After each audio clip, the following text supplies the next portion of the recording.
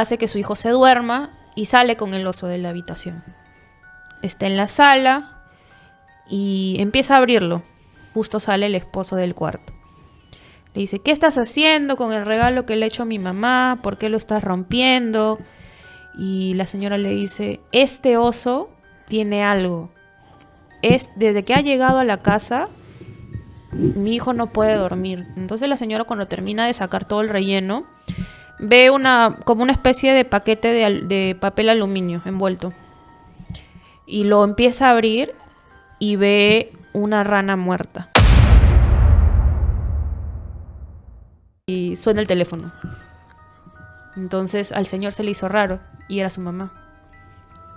Entonces contesta y la señora escucha que desde el otro lado la abuela le dice, ¿por qué sacaron la rana del peluche? Te dije que no te quedaras con ella. Yo lo que estaba haciendo era protegerte, porque por culpa de ese engendro que tienes es que te casaste con esa mujer.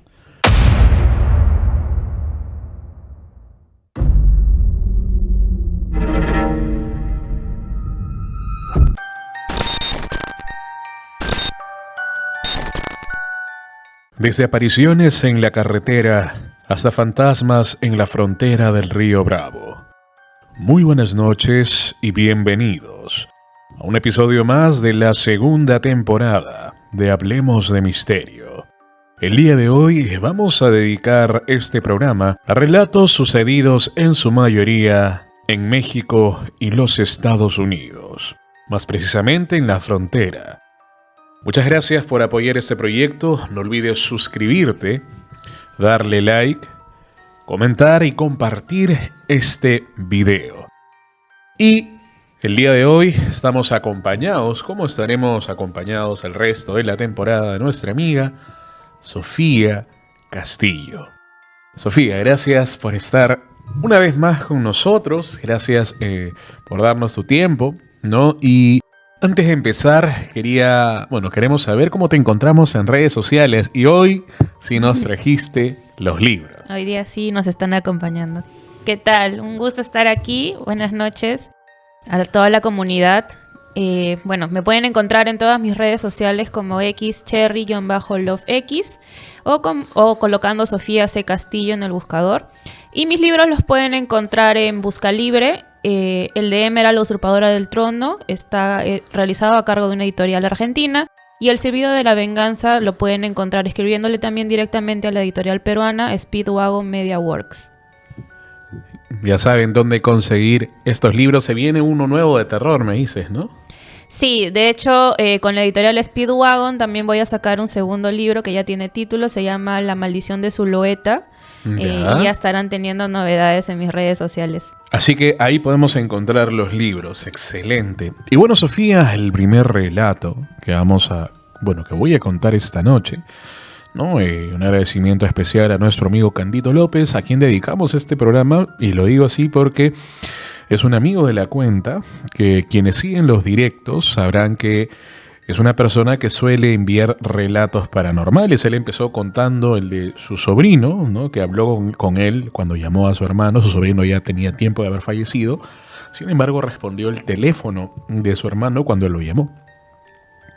Y es una persona ya 50 años, quien ha tenido muchas experiencias en su vida y que también nos hace el favor de recopilar relatos, no solo de familiares, sino también de amigos, ¿no? Él vive en Mission, Texas, y pues en su mayoría son de brujería, muy aterradoras, y él nos envía también fuentes. No solo nos cuenta un relato inventado, vamos a decirlo así, porque hay muchas personas que dicen, ¿no?, que estas historias a veces son sugestión, sino que él se da el trabajo de contribuir a la cuenta de esta manera de recopilar hechos verídicos, y a quien le agradezco bastante. Ya teníamos pendiente en la cuenta dedicarle un programa a él, y pues este relato le sucede a su hermano, ¿no? Esto pasa hace unos años atrás, ¿no? Cuando su hermano decide renovar auto, ¿no? Justo él estaba en un viaje en Atlanta, Georgia, Y pues su hermano, al igual que él, son ciudadanos norteamericanos, ¿no? Entonces él estaba pues de viaje por allá y ve que en una casa vendían un LeBaron modelo, un auto, ¿no? A un precio razonable. Él tenía el dinero, así que lo compra y lo trae hasta Texas, donde vive también pues Candito, ¿no? Entonces él llega, ¿no? Y una vecina le dice que apenas llega, la vecina le dice que él tenía visitas, que había traído gente. Pero les parece raro porque cuando él deja el carro afuera, obviamente él llegó solo. Sin embargo, decían que veían a 4 personas en el auto. Entonces esto le parece súper, súper extraño. Cuando él se va a trabajar, días después, a la fábrica, lo mandan a llamar de seguridad. ¿Por qué? Porque dicen que ¿cómo era posible de que él fuera a trabajar y trajera acompañantes? Cuando él sale con el agente de seguridad, que lo había mandado a llamar porque había 4 personas, decía en el auto. El auto estaba vacío. Y esto ya era demasiado extraño. Un día, cuando está con sus amigos botaneando, ¿no? En México es este término para almorzar. Estaban botaneando y pues estaban escuchando música, ¿no? Y hay un detalle que él nota apenas compra el auto. A él tiene un gusto musical, ¿no? Muy peculiar. A él le gusta el heavy metal, pero a la vez los corridos mexicanos, perdón. Y cuando él escuchaba heavy metal, sentía que alaridos y súplicas de ayuda y auxilio y ruidos agonizantes se filtraban en la música. Él pensaba que era parte de la edición. Sin embargo, tiempo después, cuando él estaba botaneando con sus amigos, él se va un rato al baño y cuando regresa le empiezan a decir que el auto está maldito. Porque escuchaban voces salir de la radio, suplicantes, pidiendo auxilio. Y él asume que era el heavy metal, le dice, no, esto es el heavy metal que estaba en la radio. Y ellos le dicen, hermano, estábamos escuchando corridos. Y él se queda frío. Y recuerda lo que pasó. Y encima recuerda lo que le dijo la vecina y recuerda lo que le dijeron en el trabajo. Los días pasaron. Volvió a la fábrica a hacer un mantenimiento y lo vuelven a llamar de seguridad porque las alarmas se encienden debido a que había alguien, se detectó a alguien dentro del carro. Ya fue una máquina lo que detecta a alguien en el auto. Él sale, no había nadie obviamente en el auto, y en las horas llega la policía. Llegan los federales y le empiezan a preguntar, ¿no? ¿De dónde tenía el auto? ¿No? El FBI. Y le dice, sí, el auto es mío. ¿Declaraste el auto al entrar? Y él le responde, yo no tengo por qué declarar porque soy ciudadano norteamericano, le dice. Un inmigrante con una visa, un permiso de trabajo, si compra un auto y lo lleva a otro estado, tiene que declararlo, pero un ciudadano norteamericano puede comprar un auto en un lado y llevárselo a donde quiera. Claro. Entonces ellos le dicen, te estamos diciendo esto porque este auto está reportado como robado, pero no nos interesa el hecho de que sea robado, sino que aquí se han desvivido a 4 personas. Este auto era la pieza faltante en la investigación la toma de vidas de 4 personas. Ellos eran afrodescendientes, ¿no? Que habían robado el auto y habían sido acribillados ahí. Wow. Y dato curioso era que las personas que afirmaban ver a la gente en el auto veían gente afrodescendiente. Incluso los gritos. Sus amigos mexicanos decían que los gritos parecían de afrodescendientes. Las muletillas que tienen ellos para hablar, la gente de barrio, ¿no? Candito nos dicen cholos afrodescendientes. O sea, pandilleros, ¿no? En el argot peruano, pirañas. Norteamericanos, bueno, en este caso afrodescendientes, que pues tienen una cierta forma particular de pronunciar el inglés. Y eran estas voces agonizantes, pidiendo ayuda, algunos diciendo que no querían morir y otros gritando. Él se llevó el susto más grande de su vida. Él, el hermano de Candito, le dice dónde compró el auto. Llegan al lugar, ahí ya estaban las personas. El FBI hizo su trabajo. Solo esperaban saber dónde había comprado el auto. Él les dice quiénes habían sido. Y estas personas también habían sido víctimas del auto. Wow. Porque ellos también lo habían comprado de manera legal. Y habían traído a las 4 almas. Y estaban penando en su casa horrible. Entonces ellos deciden vender este auto para deshacerse de la maldición. Y efectivamente, ellos le dicen a los del FBI, cuando nosotros vendemos el auto ya dejan de molestar en la casa. Y bueno, era en el auto pues había sido remodelado, pero por dentro ciertas cosas habían quedado. Entonces entra el FBI, decomisa el carro porque era una pieza fundamental para resolver este cuádruple homicidio, ¿no? Y bueno, este relato sucedió hace poco, unos años atrás. Y dígame ustedes, trayéndolo en contexto de Perú, o en el país desde donde nos estés viendo, ¿qué harías si compras un auto? Un auto de segunda mano con un kilometraje aceptable para poder usar, y te estás trayendo el alma de alguien que perdió la vida ahí. Déjalo en la caja de comentarios. ¿Qué harías tú, Sofía, en este caso? El problema también es como cuando vas a comprar una propiedad, si está muy barata, Por algo es. por algo es, y siempre te dicen cuántos fantasmas incluyen, ¿no? Sí. Una propiedad.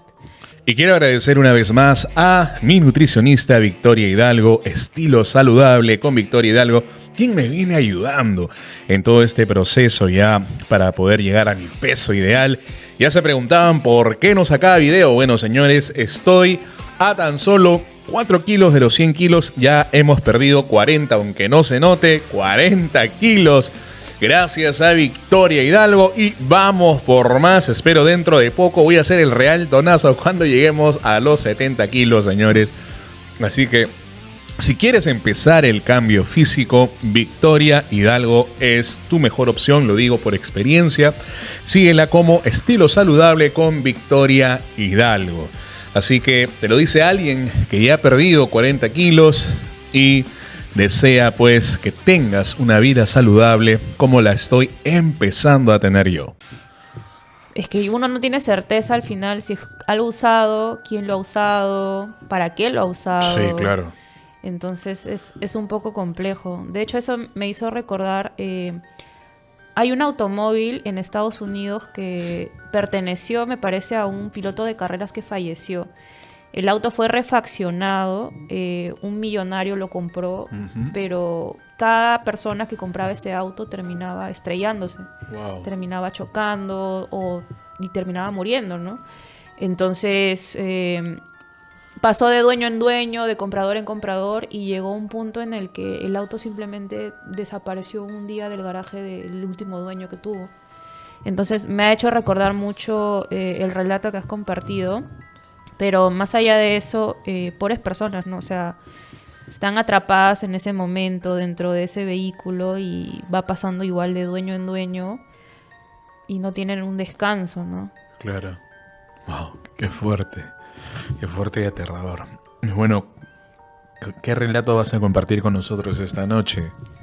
Este relato se llama El joven del Panteón Viejo. Ya. Vamos a ponerle Luis.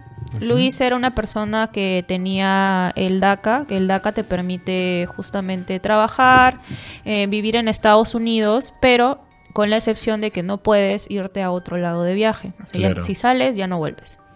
Entonces Luis era un muchacho que se encargaba de hacer 1000 oficios, donde siempre hubiera un trabajito, él estaba dispuesto para poder tender una mano, para poder ayudar, y se hizo muy querido entre las personas de la comunidad donde estaba viviendo. Pero una vez Luis se desaparece durante un tiempito prolongado y a estas personas se les hizo muy extraño porque Luis por lo general era muy comunicativo y siempre decía qué es lo que iba a hacer, pero un día así sin más desapareció. Después de un tiempo él vuelve y las personas se sorprenden, ¿no? Y empiezan a preguntarle dónde había estado, Claro. qué es lo que había estado haciendo, y él comenta y empieza a narrar una historia que le pasó que a la fecha lo dejó marcado. Lo que pasa es que Luis tenía a su madre enferma en México, entonces, pese a la restricción que hay, como si sales ya no vuelves, y el miedo de repente de no poder ser capaz de regresar junto con su familia, con sus hijos, con su esposa, se arriesga a irse a México a ver a su madre, ¿no? Para poder cuidar de ella, ver cómo está, si está bien, si es que necesita ayuda con algo. Y luego de que se cerciore de que ella está, bueno, bien, está estable, regresa por la frontera. Los que de repente viven en México y han tratado de cruzar saben que es un lugar muy peligroso, es un lugar también donde hay muchísimas complicaciones, no solo del lado de los policías, sino también por todo lo que pasa ahí entre fronteras. Entonces Luis, con la ayuda de un coyote, empieza a cruzar hacia el lado de Estados Unidos y tienen que cruzar por un panteón viejo, un panteón antiguo. El coyote lo acompañó hasta cierto lugar y él ya tenía que continuar con su camino. Era de noche, Luis estaba caminando, dice, por el panteón y empieza a escuchar el sonido de las patrullas. Entonces empieza a correr, porque sabe que si la policía lo agarra, lo va a regresar. Claro. Y ya no va a poder volver. Entonces, como no tenía un lugar donde esconderse, lo primero que atinó a hacer fue meterse dentro de una tumba. Y estaba ahí escondido casi aproximadamente como media hora, dice, temblando, rogando que por favor, que no lo encontraran, que no lo devolvieran a México, que tenía que ir con sus hijos, tenía que ir con su esposa. Y en lo que está en medio de esa petición, dice que siente como una extraña energía, como que una extraña fuerza, como que algo que le decía, oye, todo va a estar bien, tranquilo. Él se anima a salir de este lugar donde estaba y ve un muchacho. Era un muchacho joven que estaba recargado en su motocicleta, dice. Se le hizo extraño, sí, verlo ahí y más por la hora, pero el muchacho le dice, ven, sígueme, ven conmigo. Entonces él no le vio malas intenciones y comienza a seguirlo. Los dos comienzan a caminar, dice, en medio de la oscuridad, por todo el lugar oscuro que estaban ahí pasando, y el muchacho lo empieza como que a guiar por un caminito. Cuando terminan ese camino llegan a una cabaña y había gente en la cabaña, se veían las luces y todo lo demás. Entonces el muchacho les dice, entra, ahí estarás a salvo. Luis dice, ok, entonces en lo que está caminando quiere agradecerle al muchacho y el muchacho ya no estaba. De nuevo, se le hizo raro, pero más era su miedo de que de repente la policía lo encuentre y se lo deporte, ¿no? Claro. Entonces toca la puerta y le abre una mujer. La mujer vivía junto con su esposo, entonces les explica rápidamente la situación y ellos los dejan pasar. Cuando están dentro, Luis empieza a caminar hacia una sección donde tiene fotografías la pareja, porque algo le llamaba la atención.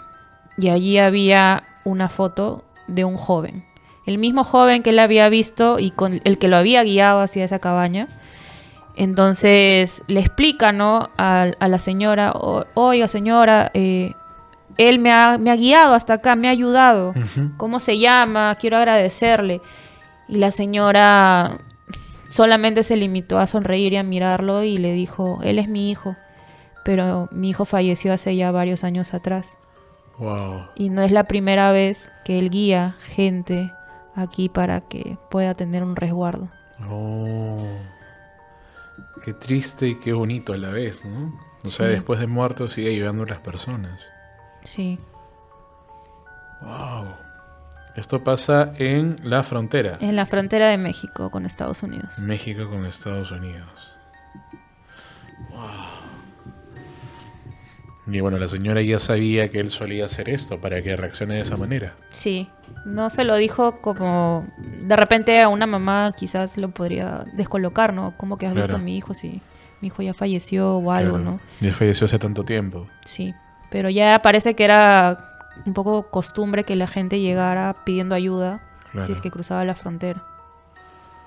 Wow. Bueno, el siguiente relato que voy a compartir esta noche, lo vamos a nombrar el muchacho en la carretera.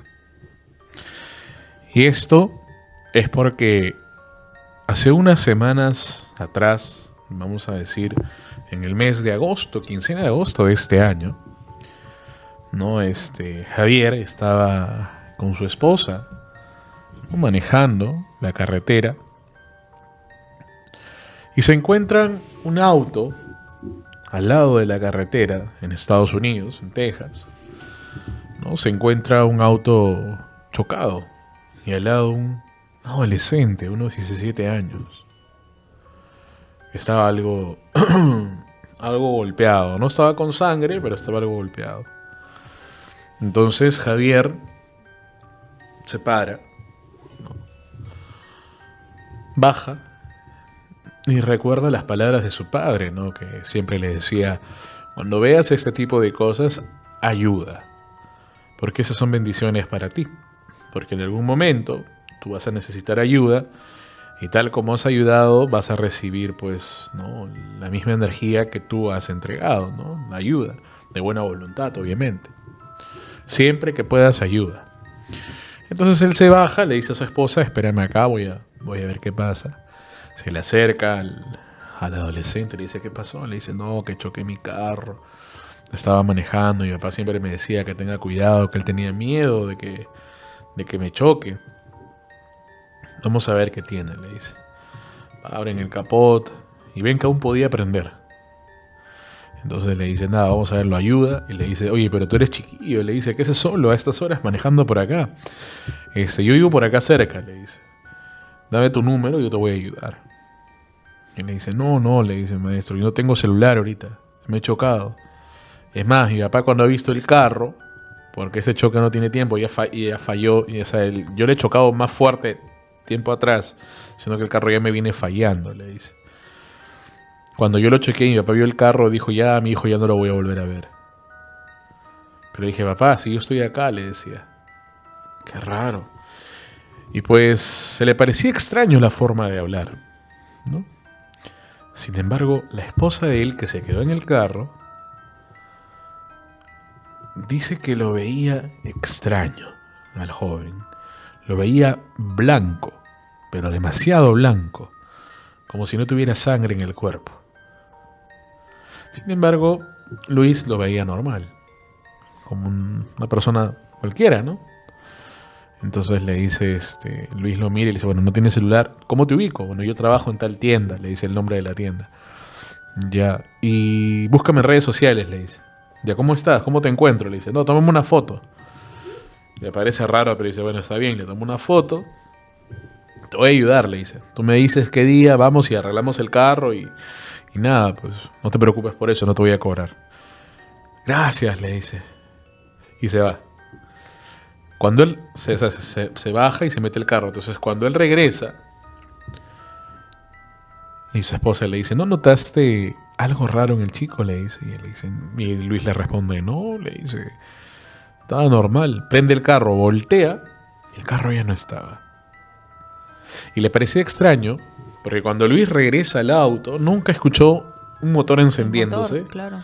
Nunca escuchó que arranca un auto. Las luces tampoco. Ni las luces, nada. Entonces, el auto simplemente ya no estaba al lado del camino. Y la esposa le decía: te dije que se me hacía raro. No estás hablando tonterías, mujer, vamos a la casa, le dice. Llegan a su casa, el día siguiente se acuerda del chico, le dice: voy a buscarlo porque tenemos que ayudarlo, no podemos dejar a medias esto, le dice. Saca el celular y empieza a buscar la foto. Y no había foto. Wow. No estaba la foto que él le acababa de tomar al chico una noche anterior. Entonces recuerda la tienda donde le dice que él trabajaba.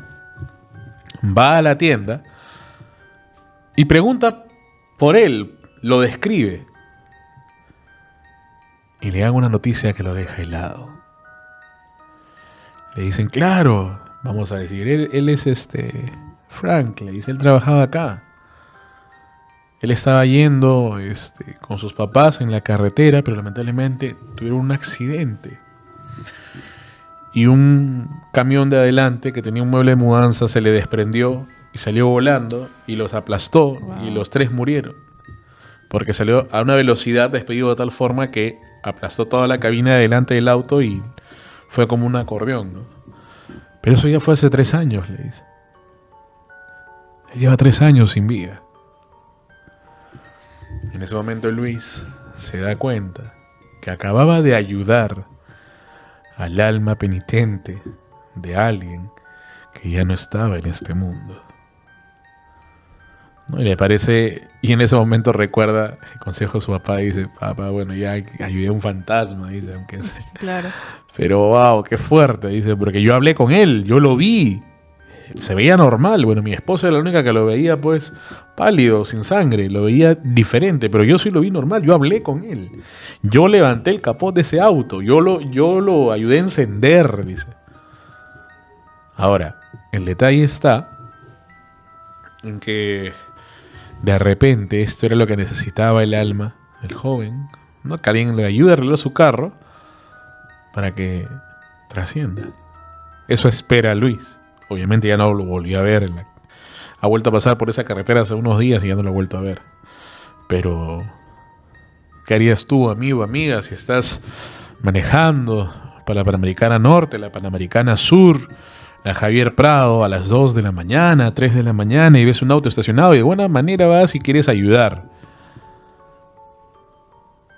Y resulta que la persona a quien acabas de ayudar ya no está en este mundo. ¿Cuál sería tu reacción? Te leo en la caja de comentarios. ¿Cuál sería tu reacción, Sofía? Wow. En esa situación, en realidad, creo que no me pararía a pensar si está vivo o no, no, simplemente si necesita ayuda me bajo a ayudarlo. Pero claro, después me pondría como que a reflexionar, ¿no? Si es que me pasara lo mismo, que luego voy a un lugar y me dicen, no, pero esa persona ha fallecido hace tiempo. Es como que me sentiría en parte hasta triste porque no tengo la certeza si es que de repente ya trascendió, ¿no? Entonces, creo que mi primera reacción en realidad sería ir y orar, ¿no? Por su alma, para que pueda... Su descanso, ¿no? Porque estaba atrapado en ese momento y tampoco no sabemos si es que de repente los papás siguieron vivos y de repente solo él se quedó ahí, ¿no? O sus papás lograron irse y él no pudo por alguna extraña razón y se quedó, ¿no? Claro.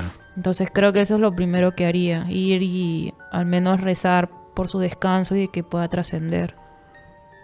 Cierto, es que deje este mundo su alma para que descanse eternamente de una buena vez iba a decir. Pero es cierto, o sea, porque si ya son 3 años que ha fallecido, ¿a cuántas personas se le habrá parecido? ¿Y a cuántos habrá pedido ayuda también? Sí. Y nadie lo ha querido ayudar. Sí.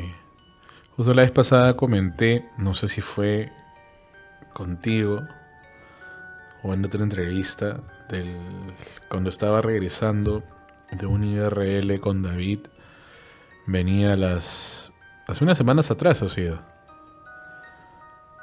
No, sí, ha sido hace unas semanas atrás, no sigo contigo. Venía en un Uber, estaba de la avenida Alcides Carrión entrando a la Marina, cruzando sobre la Brasil.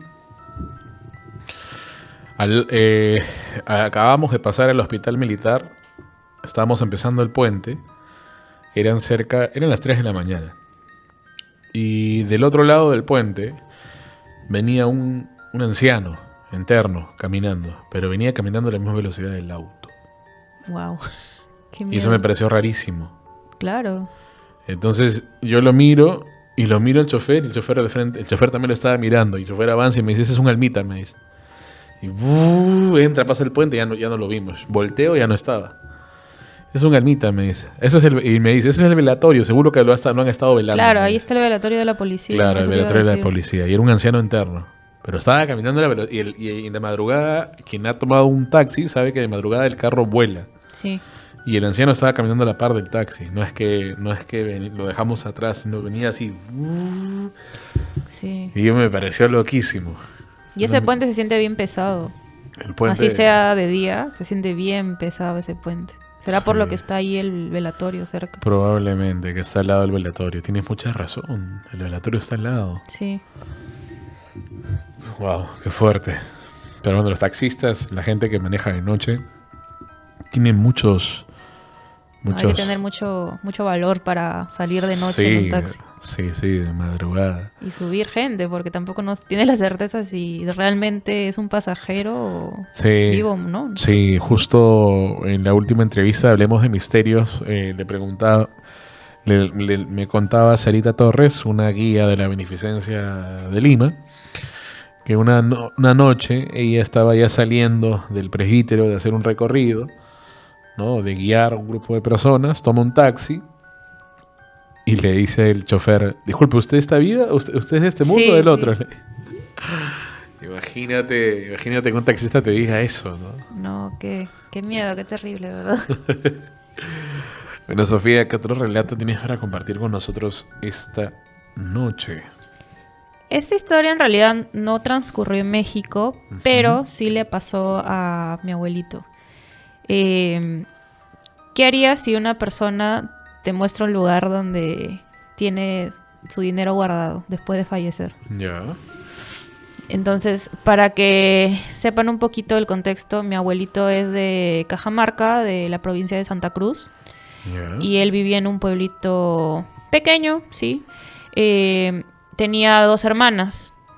Su hermana mayor estaba casada y vivía, digamos que en lo alto de un cerrito, mientras que él vivía con su otra hermana que era un poquito más joven a las faldas del cerro. Entonces, su cuñado, el esposo de su hermana mayor, había fallecido hace poco.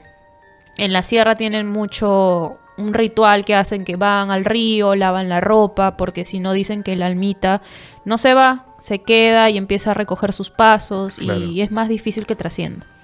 Entonces ya habían hecho todo el procedimiento que normalmente se hace en las tradiciones de la sierra.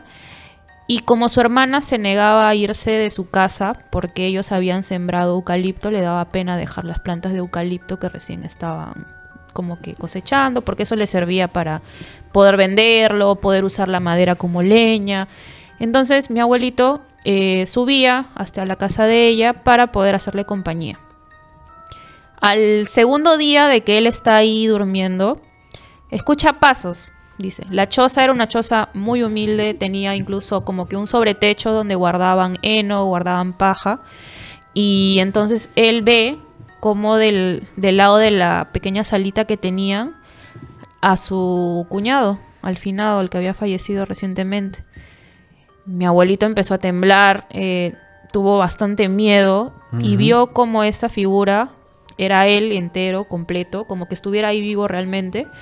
Empieza como que a subir la pequeña escalerita para ir a ese sobretecho y ve que lo ve rebuscando en medio del heno, en medio de la paja que había ahí guardada. Entonces esto le llama la atención, pero más pudo el miedo. Era tanto el miedo que tenía que él comenta que no pudo dormir. Toda la noche no pudo dormir y ni bien aclaró el sol es cuando esta figura se desaparece. Entonces, lo primero que hace es contarle a su hermana. Y su hermana le dice, no, hermanito, te habrá parecido. No puede ser, o sea, porque ya hemos hecho toda su ceremonia, de repente has estado soñando. Claro. Entonces mi abuelo le dice, no he estado soñando. Yo lo he visto, ha subido por esa escalerita y ha estado rebuscando en los fajos de heno, de paja. Wow. ¿Dónde? Le dicen, ¿en qué parte? Aquí, mira. Entonces ellos van, como que también suben un poco y empiezan a rebuscar justo por la zona donde esta figura había estado rebuscando. Claro. Y encuentran monedas grandes Ya. de 5 soles. Las monedas antiguas, les Claro. estoy hablando de hace muchísimos años, cuando mi abuelo era un adolescente casi. Y también encuentran un pedazo de plata pura. Entonces los dos se miran y dicen, pero tú sabías que él guardaba acá su dinero. No, yo no sabía nada, nunca me dijo que acá él estaba guardando dinero, pues, ¿no? Claro. Entonces lo que su hermana le dice es, ya mira, el dinero guárdalo, baja a la casa donde vives con nuestra otra hermana y tú lo vas a tener ahí guardado, por seguridad. Ustedes lo van a tener ahí guardado. Y ya si en algún momento lo necesitamos, pues te lo pido y ya lo utilizamos, ¿no? Ya, ok. A raíz de esa noche, mi abuelo ya no quería volver a subir. Claro. Tenía mucho miedo, pero tampoco quería dejar a su hermana sola. Entonces volvió a ir al siguiente día y pasó exactamente lo mismo. Por la ventanita vio la figura de su cuñado. Esta vez ya no entró a la casa, ya no subió al sobretecho, sino que ahora lo vio como rebuscando algo en el techo de paja. Ellos tenían un techito de paja. Fue lo mismo. Lo vio hasta que aclaró el sol y luego se desvaneció la figura. Volvió a contarle a su hermana qué es lo que había pasado. Y entonces ellos salen y empiezan a rebuscar. A rebuscar, a rebuscar, a rebuscar.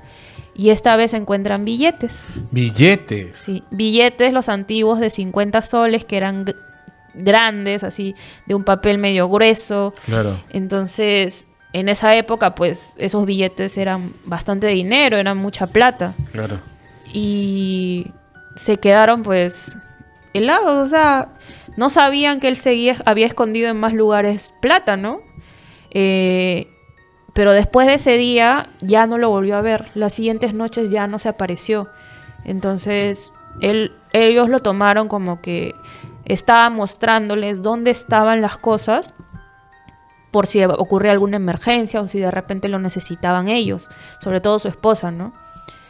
El dinero, desgraciadamente, no lo pudieron utilizar en otra cosa porque a los meses su hermana mayor fallece. Entonces, esa plata que habían encontrado la utilizaron para poder hacerle una pequeña cruz de un material un poquito más bonito. Mi abuelito era de una familia muy humilde, de hecho sus hermanas a él lo habían criado, él era huérfano, y ahí es donde invierten toda esa plata, ¿no?, que habían encontrado para poder hacerle un descanso bonito y que su hermana pudiera estar junto a su esposa.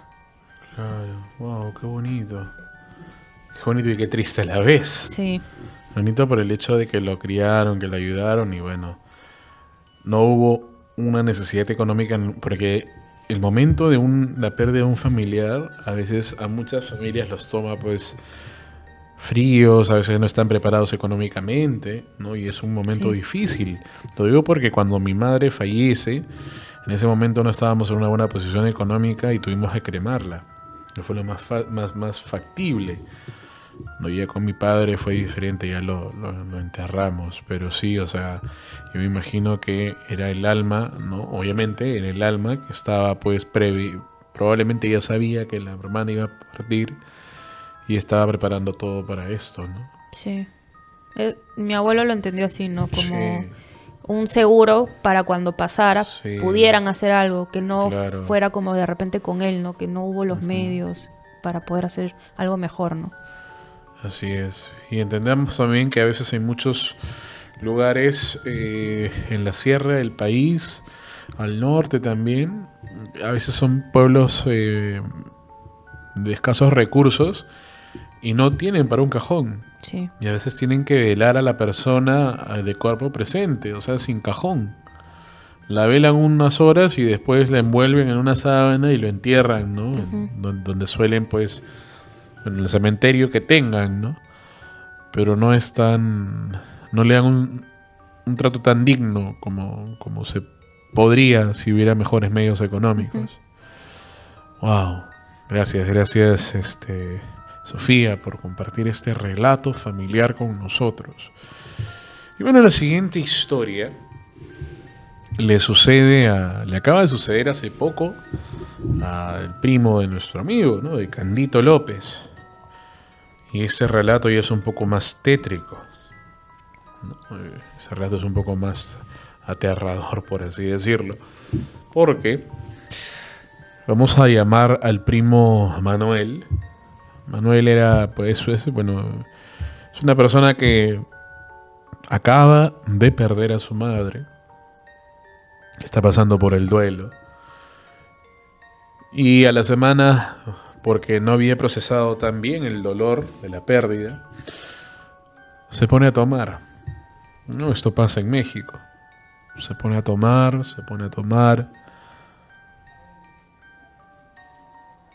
Y hace algo en la borrachera que no recuerda cuando está lúcido. Al día siguiente, su hijo le dice: papá, estaban buscando una señora afuera. Le parece raro. La esposa le dice: oye, ¿cómo que una señora te está buscando? No estarás haciendo tonterías, ¿no? Y le dice: no hables así, mujer, ¿cómo te voy a engañar? Le dice: no, yo no sé qué querrá esa señora. Cuando sale a ver no había nadie. Es raro. Le dice el hijo: papá, la señora decía que tú querías verla. Por eso te estaba buscando. Qué raro. Pasan las horas y vuelven a tocar la puerta. Otra señora que decía que estaba buscando a Manuel y decía lo mismo, que él quería verla y que la va a ver. O sea, sí o sí me va a ver, porque él me estaba buscando. Entonces le parece raro. Y el detalle está en que cuando la señora toca la puerta, no le ven la cara. No se dejaba ver el rostro. Claro. Esa misma noche, vuelven a tocar la puerta y abre la esposa. Él estaba trabajando y la esposa lo llama llorando.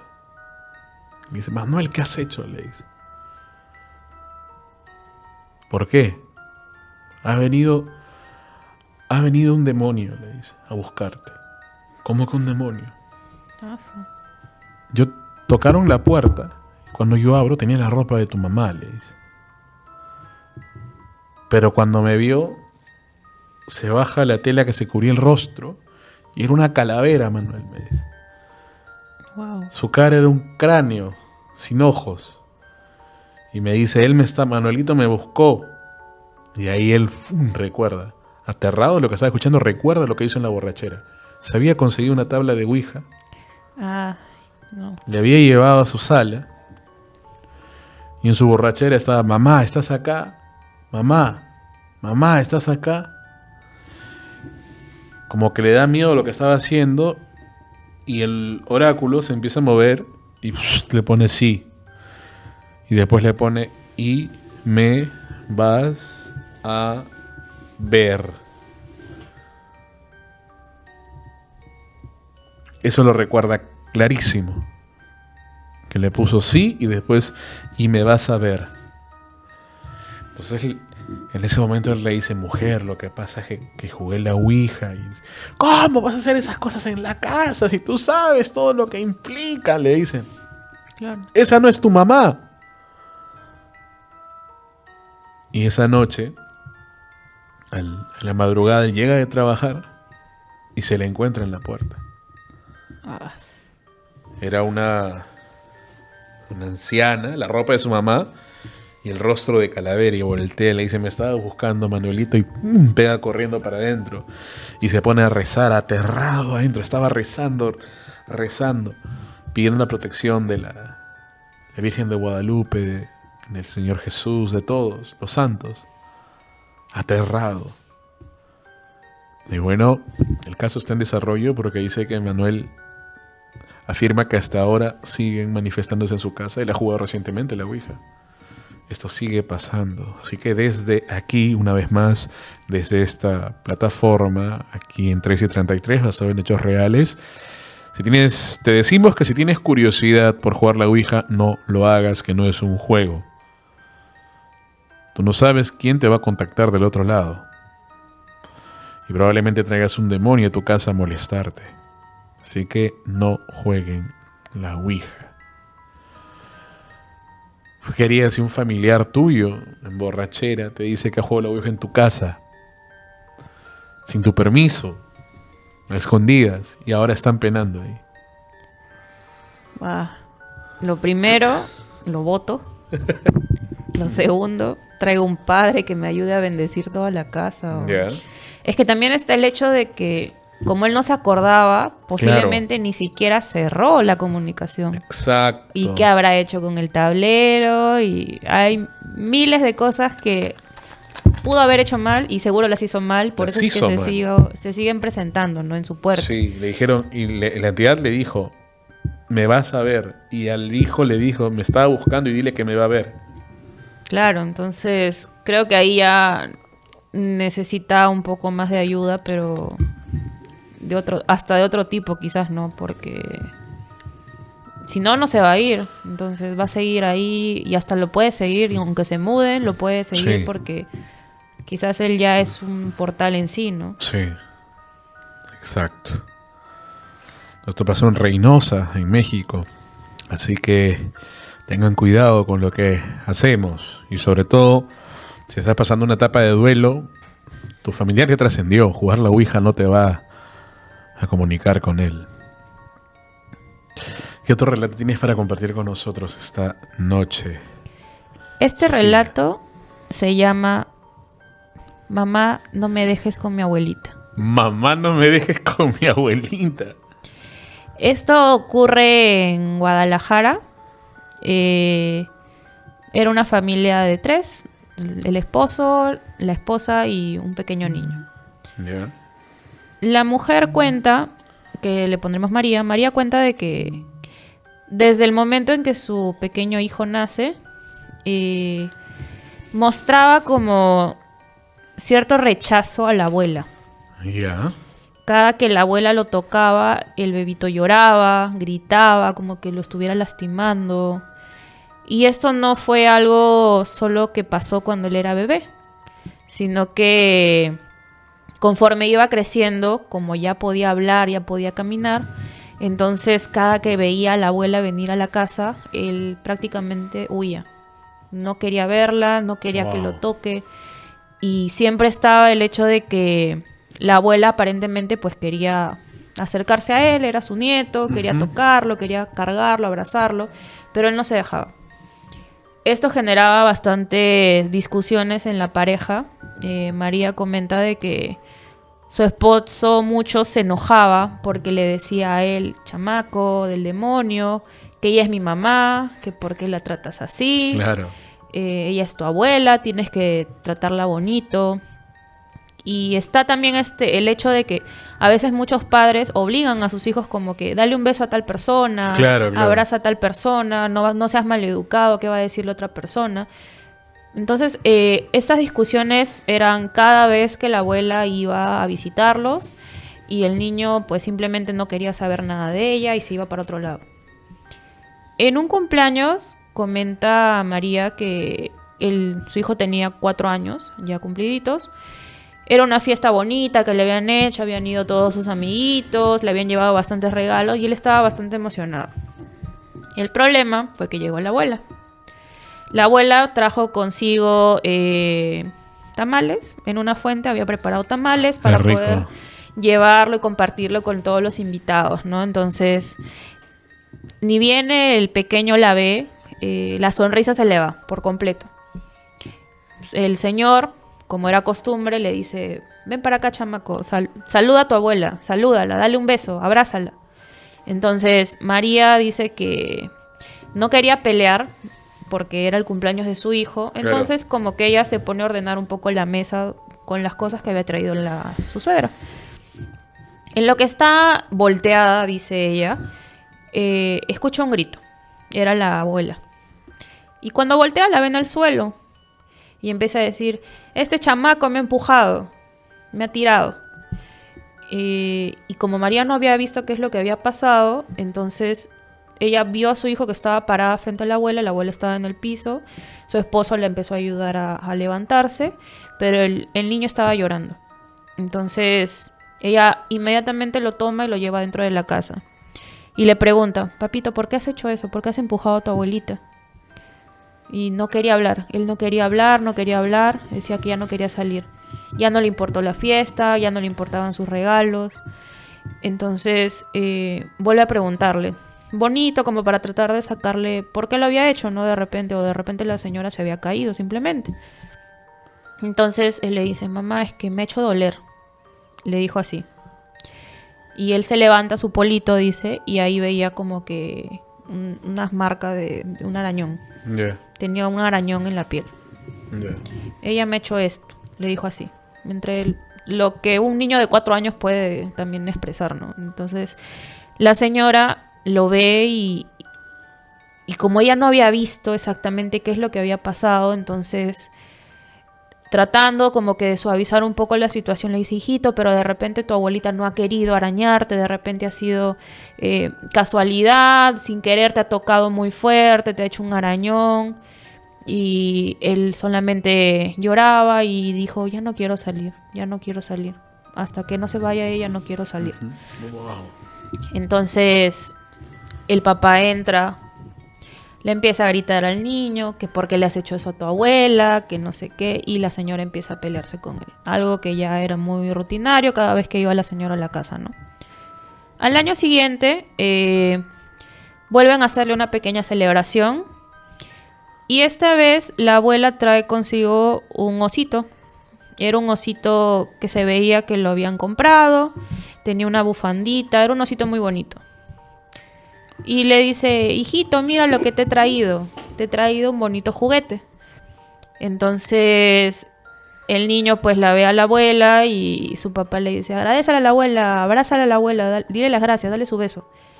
Entonces el niño a regañadientes agarra el oso, aunque él no quería tomarlo.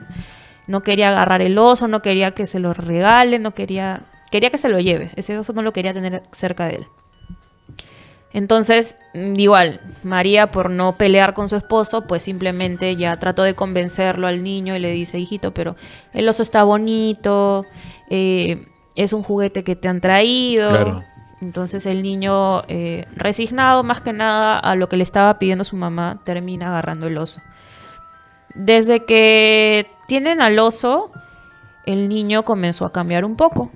Dice que antes era un niño muy alegre, muy risueño, era muy querido por sus profesoras en el colegio, pero como que empezó a apagarse. Se lo veía más cansado, se lo veía hasta triste. Y por las noches, María cuenta que el niño se levantaba gritando, lloraba, gritaba, y cada que trataba ella de preguntarle qué es lo que le pasaba, él no quería hablar. No quería hablar. Entonces, la situación llegó a un punto donde incluso las mismas profesoras le informan o le preguntan a ella si está pasando algo en casa, si es que de repente están peleando frente al niño porque se lo ve distraído, se lo ve bien cabizbajo, se lo ve triste. Y María dice, no, es que simplemente en las noches se levanta asustado y de repente es eso, no puede dormir bien en la noche y por eso de repente se le ve así muy decaído. Claro. Entonces, una de las noches, ya el señor como que un poco harto también le dice, ay, anda a ver qué quiere el chamaco, ¿no? Que en chamaco acá sería como un niño, el niño. Claro. Entonces la señora María va al cuarto de su hijo y lo ve igual que las otras noches, pero esta vez el niño sí habla. Le vuelve a preguntar, papito, ¿qué te pasa? ¿Por qué te despiertas llorando? Y él le dice, es que mamá, cuando cierro los ojos, ellos me molestan. Y la señora se queda mirando, ¿ellos quiénes, hijito? ¿Quiénes? Ellos, mamá, los que han venido con el oso. Y el oso no deja de mirarme. Yo lo tapo, pero me vuelve a mirar. Wow. Lo pongo en otra posición, pero me vuelve a mirar. No me deja dormir. Me molesta mucho. Entonces a la señora se le hizo raro. Y va, toma el oso y entonces comienza como que a tratar de disipar su miedo de él. Le dice, pero es un osito, mira, no tiene nada. Pero se da cuenta de que ese oso en el lado izquierdo de su cuerpo tenía como que una sutura que no parecía original del mismo peluche, ¿no? Sino que como que le habían hecho recién. Uh-huh. Entonces esto le llama la atención a la señora. Y hace que su hijo se duerma y sale con el oso de la habitación. Está en la sala y empieza a abrirlo porque sintió un bulto dentro del oso. Entonces empieza a abrirlo, empieza a quitarle todo el relleno y justo sale el esposo del cuarto. Le dice, ¿qué estás haciendo con el regalo que le he hecho a mi mamá? ¿Por qué lo estás rompiendo? Y la señora le dice, este oso tiene algo. Desde que ha llegado a la casa, mi hijo no puede dormir. Y hoy me ha dicho de que ve que algo lo molesta cuando cierra los ojos. Tu mamá debe haberle hecho algo. En palabras más, palabras menos, le dijo, esa mujer debe haberle dado algo dentro del oso, porque estoy sintiendo que tiene un objeto adentro. Claro. Entonces el hombre le dice, no, pero es mi mamá, ¿cómo le va a hacer algo a su nieto? Trataba como que de defenderla y todo lo demás. Entonces la señora, cuando termina de sacar todo el relleno, ve como una especie de paquete de papel aluminio envuelto. Y lo empieza a abrir y ve una rana muerta dentro del papel aluminio. Una rana muerta. Sí. Entonces la deja ahí y el olor, ni siquiera ella misma entiende cómo antes no han detectado el olor, porque Claro. la rana ya estaba en un estado pues ya de putrefacción. Entonces empieza a decirle, yo sabía que esa mujer algo le tuvo que haber hecho, algo nos quiere hacer, porque esto es brujería. Le empezó a gritar a su esposo. Y su esposo como que tratando de apaciguar las cosas, pero igual como que se puso en alerta, que me pareció extraño. Claro. Dijo, pero es que de repente mi mamá lo ha comprado, no saben dónde, y le han dado, ¿no? Claro, un trabajo. Con eso adentro. No lo sabemos. Estaban discutiendo y agarra y suena el teléfono. Entonces al señor se le hizo raro y era su mamá. Entonces contesta y la señora escucha que desde el otro lado la abuela le dice, ¿por qué sacaron la rana del peluche? Los dos se quedaron callados y entonces el señor le empieza a gritar a su madre. Le dice, mamá, ¿cómo se te ocurre darle eso a mi hijo? ¿Qué te pasa? ¿Qué es lo que te sucede? Y la mujer le dice, te dije que no te quedaras con ella. Yo lo que estaba haciendo era protegerte, porque por culpa de ese engendro que tienes, es que te casaste con esa mujer. Estaba queriendo quitarle la vida al niño. Sí. Y posiblemente después iba a ir eso a la mamá. Claro. Si el peluche se hubiera quedado. El señor cortó la llamada y a raíz de ese día no volvió a dejar que su madre volviera a visitarlos. Se cambiaron de casa. Claro. No le dieron la dirección, no le dieron el teléfono. Años después, sí comenta María de que la mujer dio con su teléfono de su hijo. Pero el señor no volvió a dejar que ella se acercara a ellos. Claro. Porque sabía que posiblemente esta vez sí querría acabar el trabajo y no le iba a permitir. Claro. ¡Wow! ¡Qué fuerte! Bueno, Candito siempre nos manda... ¿Ese relato lo has traído tú o es de...? Ese relato lo encontré y me pareció muy interesante. ¡Wow! Lo traje. ¡Qué fuerte! Bueno, suena mucho a los que manda Candito de brujería. Y lo has encontrado, dices tú. ¡Wow! De verdad, qué aterrador. Que es la propia abuela. Y en la versión mexicana de Tía Gladys. Sí. ¿No has visto Weapons? Sí, Weapons. Es la versión mexicana de Tía Gladys. O sea... ¡Qué miedo! Yo cuando lo encontré, en realidad Claro. me impactó mucho el hecho de que se supone que las abuelitas Deben amar a los deben nietos. amar a sus nietos, ¿no? Y es como, Vamos. para esta abuela, por culpa de ese nieto, su hijo se fue, pues, ¿no? Se fue con una persona que ella no aprobaba. Pero ya llegar a ese extremo de querer deshacerse del niño y posiblemente también de la esposa. Es que vamos al hecho de que si no te cae o no pasas a tu nuera, tu nieto no tiene la culpa. Es el hijo de tu hijo. Claro. De su hijo. O sea... ¡Wow! ¡Qué fuerte! ¡Qué aterrador! Bueno. El siguiente relato que voy a compartir hoy llega desde México. Nos manda nuestro amigo Candito López.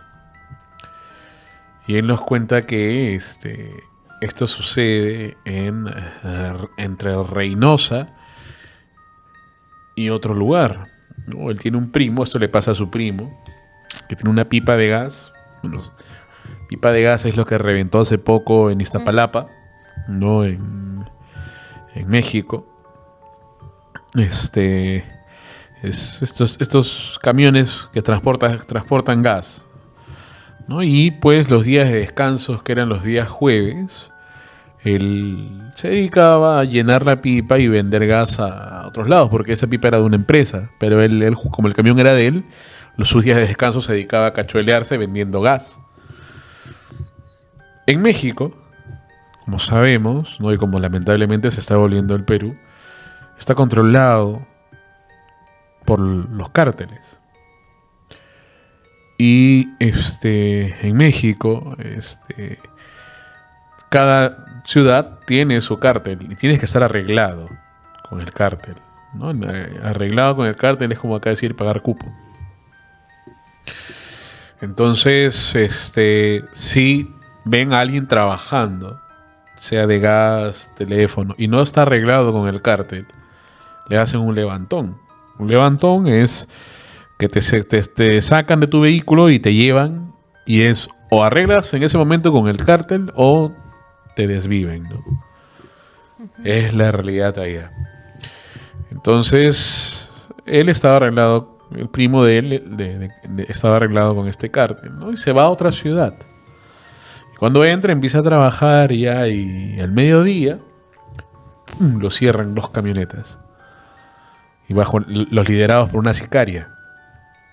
La sicaria los baja y le dice: ustedes no están arreglados con el cártel, no están arreglados con mi jefe. Y parte de la tradición gastronómica de México es que tienen en unos peroles donde hacen algún plato de comida y los mueven con una tabla. Uh-huh.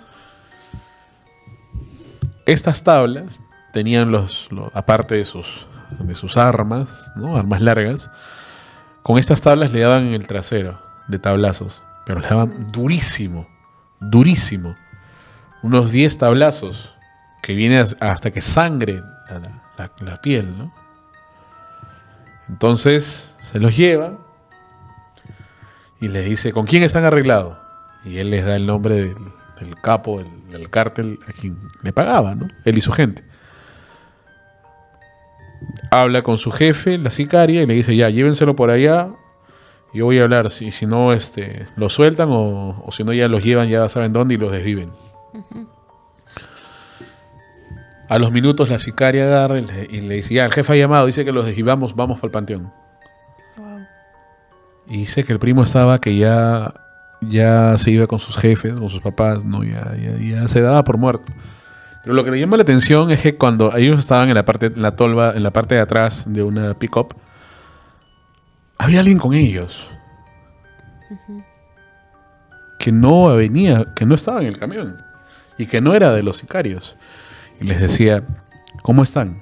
Y ellos: ¿cómo quieres que esté? Le dice: si ya me voy a ir con mis papás, ya me voy con San Pedro. No, tranquilos, no les va a pasar nada. ¿Cuál tranquilos? Si yo ya me la sé.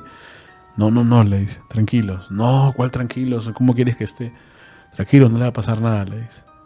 Y les parecía raro, porque él hablaba como si no fuera consciente de que estaban en una caravana, ¿no? Eran 3 camionetas pick-ups llenas de sicarios, armados, fuertemente armados, liderados por una mujer, sanguinarios, y que estaban yendo a un panteón a que tomaran sus vidas y los enterraran. Y desaparecerlos y quedarse con la pipa de gas. Uh-huh. Y le dice: escúchenme, tranquilos, cálmense, no va a pasar nada. Cuando se den cuenta, cuando vean que todo se calmó, ustedes se van de frente, pasan el panteón y se van a una casa azul. Ahí los van a ayudar. Entonces el primo de Candito decía: pues no, este debe ser de ellos y debe estar jugando con nosotros. Lo voy a seguir la corriente. Ya está bien, le decía. En lo que les parece la atención, lo que le llama la atención es que ellos estaban maniatados, ¿no? Con la cabeza agachada. Y él no. Y en un rato, mientras está avanzando, ya estaban cerca del panteón, se escucha y él ya no estaba. Y les parece extraño, pues, ¿no? Solo todos sintieron un viento. Y la sicaria voltea y le dice: ¿y el otro dónde está? No sabemos. ¿Cómo no van a saber? Ustedes están atrás. ¿Dónde está el otro? ¿Dónde está el otro? Se paran y bajan a buscarlo. Se ponen a buscarlo. A mí nadie se me escapa. Y se sube ahí a la tolva. No, acá nadie se me escapa. Y dice que en su mente estaba pues llorando por dentro, porque dice que si te ven llorar ahí nomás te disparan en la cabeza. Claro. No puedes demostrar debilidad con ellos, no les gusta. Entonces él cuenta de que ya se estaba encomendando a Dios, ¿no? Y él le apunta en la cabeza para dispararle. Y ¡fua! Escucha, dice que alrededor escuchaba que un aullido como de un lobo o un coyote, horrible. Y dice que de la nada se escucha como que un gruñido y ve que un animal horrible a 4 patas se le abalanza a la sicaria y es tan rápido que ella cae muerta a su lado con el arma así. No alcanzó a disparar, así con la garganta abierta, ¿no? Y se abalanza sobre las demás camionetas y en segundos los mata a todos. Wow. Cuando ellos ven estos, se bajan y se acuerdan de las palabras del hombre que les dijo: ustedes se van a ir. Entonces se bajan y se meten por el panteón y se van de frente, pasan el panteón y llegan a una casa azul. Tocan la puerta, estaban maniatados todavía. Tocan la puerta y sale una señora y les dice: los han mandado para acá, ¿no? Sí, le dice. ¿Qué tal? ¿Ustedes saben quién los ha salvado? Les dice a ellos. No, un nahual, le dice. Ahora nosotros, el cártel tal, yo trabajo para ellos. El cártel tal, trabajamos con nahuales, dice, que trabajan para el cártel, los hemos reclutado. Ahora, los nahuales no es, según la leyenda, ¿no? Son personas que cambian de forma, pero ya investigando un poco más, son brujos. Claro. Brujos compactados, que efectivamente pueden cambiar de forma. Y son brujos maleros, Sí. que se dedican a tomar vidas. Y ahora el cártel ha elevado a tal forma, y ellos patrullan el río Bravo, porque todo esto pasa en la frontera. Claro. Entonces ahora los cárteles se han adecuado a trabajar con este tipo de entidades, no entidades, sino de personas que tienen estas habilidades oscuras, ¿no? Y bueno, Candito siempre me manda evidencia, me manda fotos y todo, pero bueno, eso sí no puedo mostrar, pero son cosas que suceden en México. Y bueno, el primo dice que cuando antes de dispararle le dieron 15 tablazos que le rompieron la vesícula, le dislocaron un disco, no se pudo sentar en 15 días, estuvo hospitalizado. Wow. Entonces, a ese nivel de violencia ha llegado, pues, ¿no? Y vamos al hecho de que ahora trabajan con este tipo de entidades. Bueno, la hora ha avanzado, yo te agradezco. Sofía, una vez más, ¿cómo te encontramos en redes sociales? Pueden encontrarme en todas mis redes sociales como xcherry-lovex. Perfecto. ¿Y tus libros en...? Pueden encontrarlos también a nivel mundial en Busca Libre. Y el del Silbido de la Venganza lo pueden encontrar con la editorial Speedwagon Media Works de Perú. Perfecto. Y espero que puedan dormir después de todos los relatos que hemos compartido esta noche. Ese sonido debajo de tu cama es un trabajo que han dejado para llevarte con San Pedro. Así que ten cuidado en quién confías. Que tengas dulces sueños. Muy buenas noches. Muchas gracias.